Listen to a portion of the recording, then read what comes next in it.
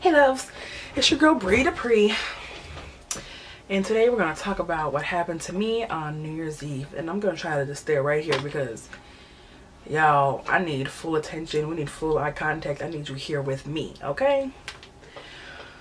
So New Year's Eve, me and my sister were supposed to go out from work. We both worked that day, so we both were going to get off work. Well, really, I worked that day. She was gonna come to me from work, and we were gonna go to the city and go to a house party and pregame, and then go to Boys Town and, you know, celebrate and go to the clubs and whatever. So last minute, my aunt, who said she was gonna watch my niece and my nephew for my sister, said she forgot. She said she was gonna watch them, and she's out of town. So basically, my sister couldn't go out with me. So I was still gonna go to Chicago. I didn't get off work till 5 o'clock. So I looked up the train times because I had the metro into Chicago, and I got on a 6:30 train, and I didn't get here to my house until like 8:30, 9 o'clock. And then as soon as I got here, I got ready, and I ended up going to a house party with my ex-girlfriend. It was like my ex-girlfriend's people's house party. For those of you that don't know, I date girls. Everybody does in 2016 or 2017, don't they? It's no big shock. So I'm like, okay, we'll go there and we'll see what's going on. I was all fancified. Took an Uber to their house, and she was there, and we ended up hanging out there for like an hour, and it was kind of dry. It was kind of lame.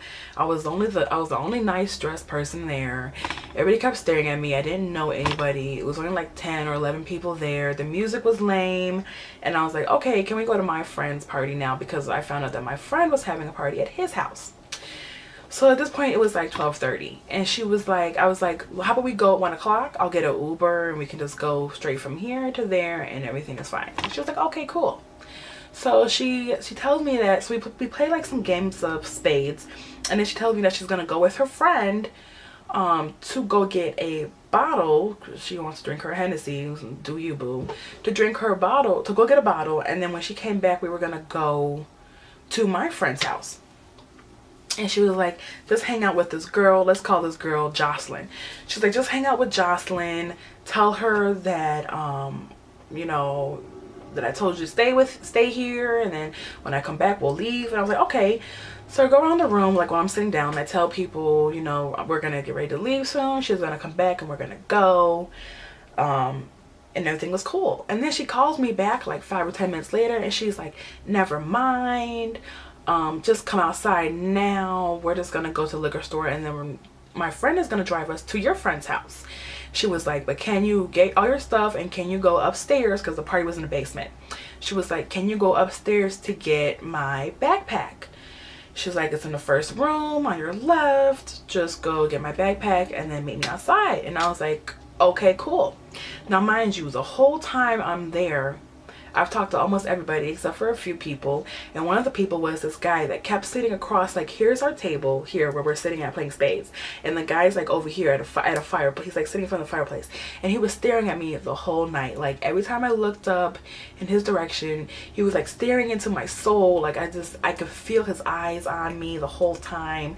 It was very uncomfortable, but I'm not trying to be like conceited, but like me being like light skinned and the way I dress, which is like not the way a typical person dresses in the south side of Chicago, which is where I live, tends to grasp a lot of people's attention, and I'm used to being stared at and not talked to sometimes or hit on. So I just kind of brush it off as like he's just staring at me because I'm beautiful and I'm doing me, whatever, and he's not gonna talk to me because he probably thinks I'm with my ex, because the way, I don't know if you guys know how lesbian couples are, but y'all cannot be together and still be together, you know.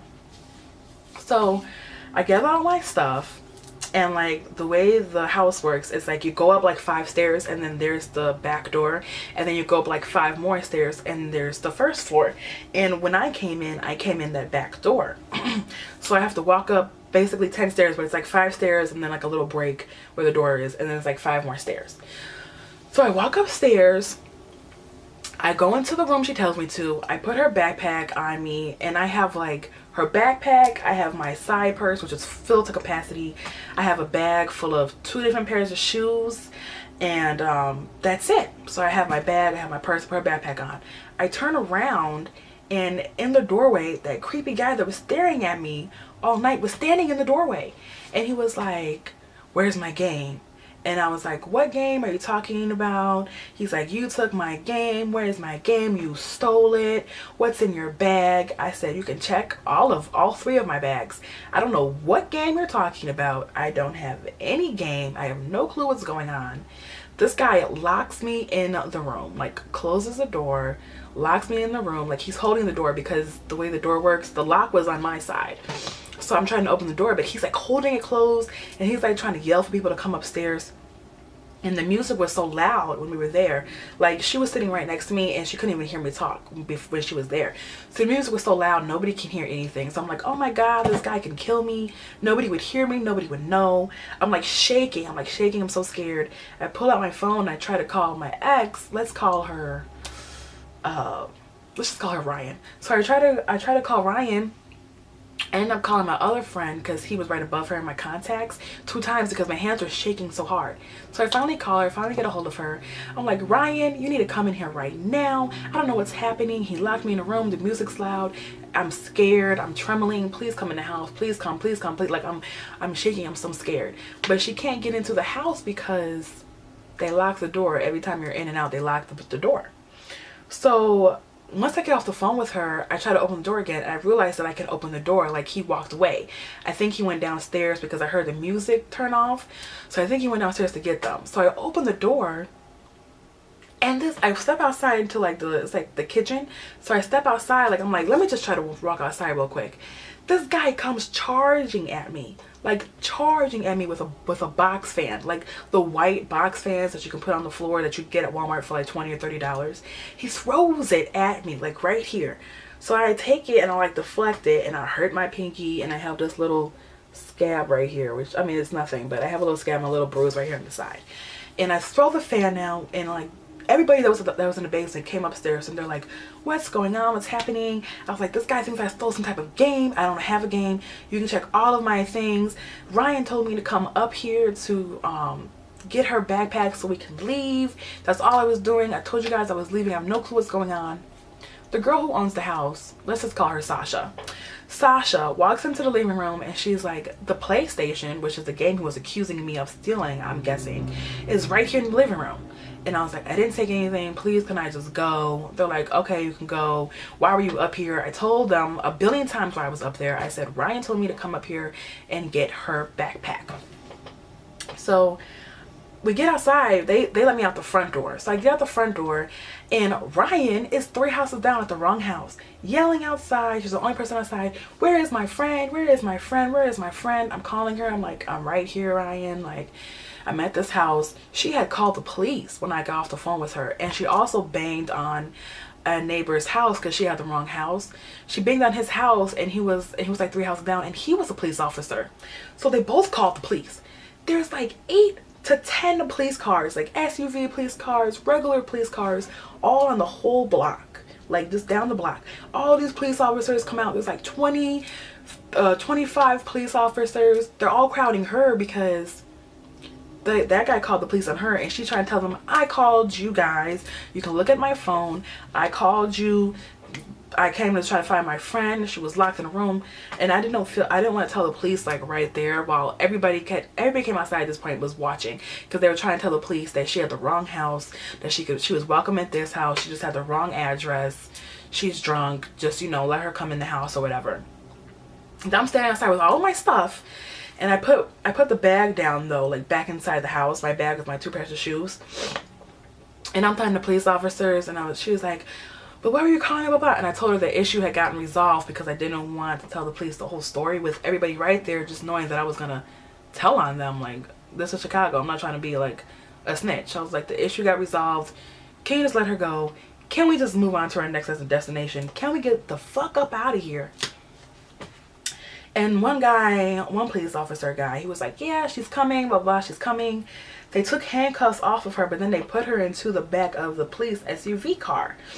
And the car started pulling off, and I was like, wait, where is she going? Like, let me know if you're arresting her so that way I know if I have to go to the police station or if you're letting her out. And he was like, well, wherever you're going, she'll be there. And I was like, I don't like the sound of, like, that doesn't sound like something I should trust. So I go back in the house because they're like, I don't understand what happened. I told them that I called her when he locked me in the room, and somehow it ended up being my fault. You know how people are. I'm like, let me just get my bag so I can get out of here. So I grab my bag, and I thought I had called an Uber, but I never confirmed it. So I'm trying to walk to the corner. And I'm walking past, and I even asked the police guy who was a neighbor. I was like, would you mind walking me to the corner? Because like the guy who had locked me in the room, he wasn't outside. He went back in the house or whatever. But I was like I'm scared. I don't know what's, like, that guy was creepy, like he was scary.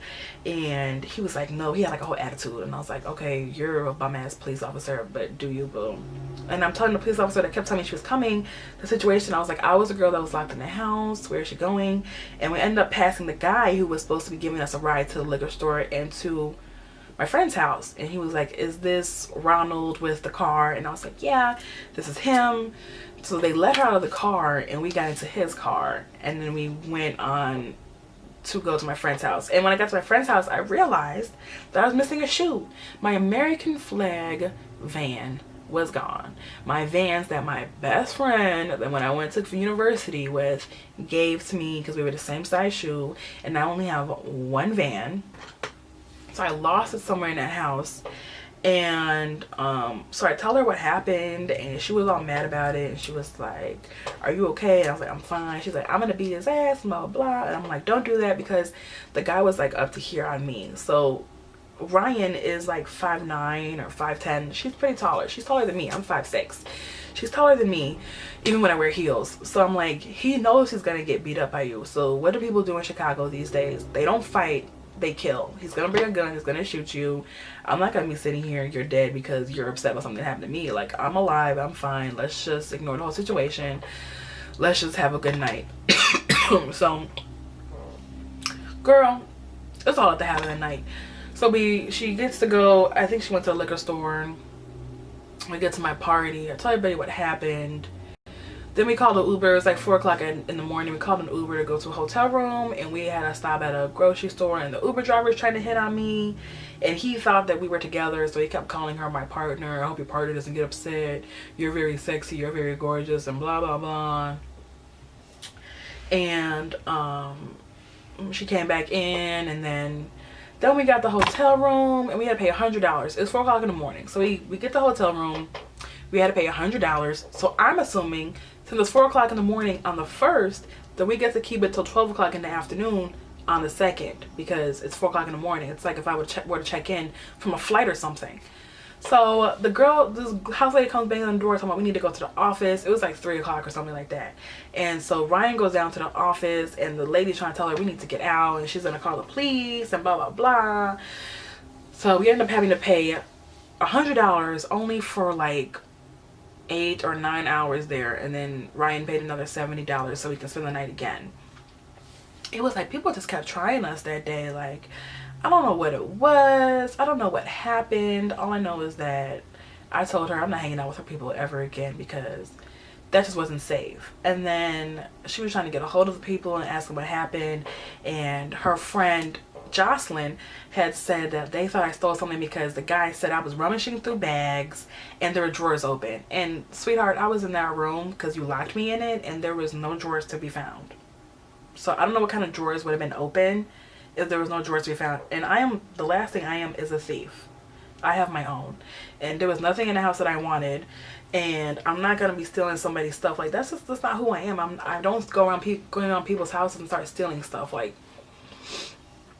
and they were like, she said that they had all checked the house and nothing was missing. So basically, he locked me in a room and threw a fan at my face, or attempted to throw a fan at my face, for like no reason. And it just like fucked up my whole night. I didn't get drunk.